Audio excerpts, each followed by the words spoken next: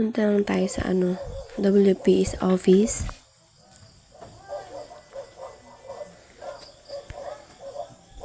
Then, pinutin natin yung create, yung may plus sign. Marami tayong pagpipilian dyan. So, gagawa tayo ng PT or PPT. So, maraming new presentation dyan, maraming pagpipilian. So, yung plus sign, yung pipinutin natin. Then, press nyo lang yung double tap to add title kung gusto nyo i-delete. So, delete ko yan yung akin.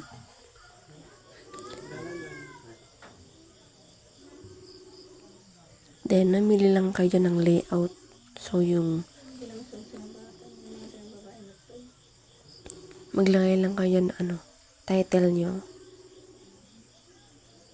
So, living in IT era yung lalagay ko.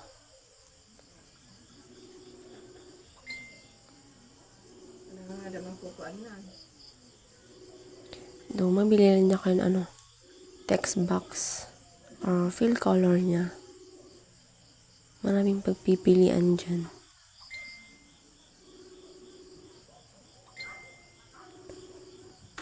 Pili lang kayo.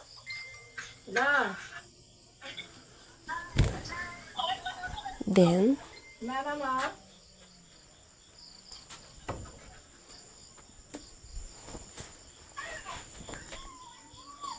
pwede kayo mag-add ng picture dyan kung gusto nyo. So, hindi ko na nilagyan yung akin. Then, yung apply to all sides naman tayo, yung transition niya. So, yung random bars yung napili ko.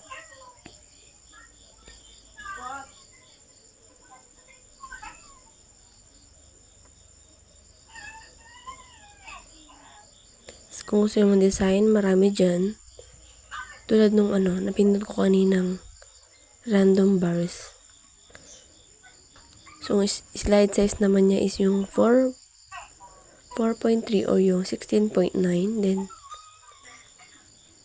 scroll lang tayo dyan.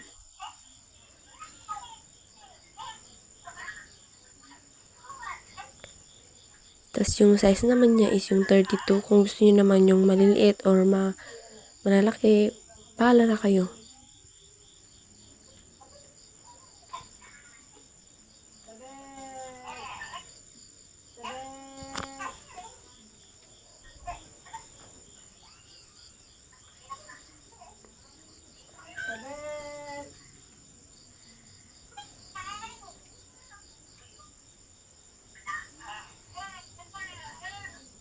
Yung spacing naman yung kung gusto naman yung mas malaking spacing, kayong bahala din.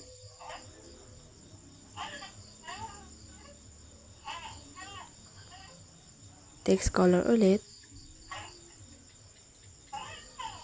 Guys, kung gusto nyo maglagay ng picture, kayong bahala kasi ako hindi ko na nilagyan.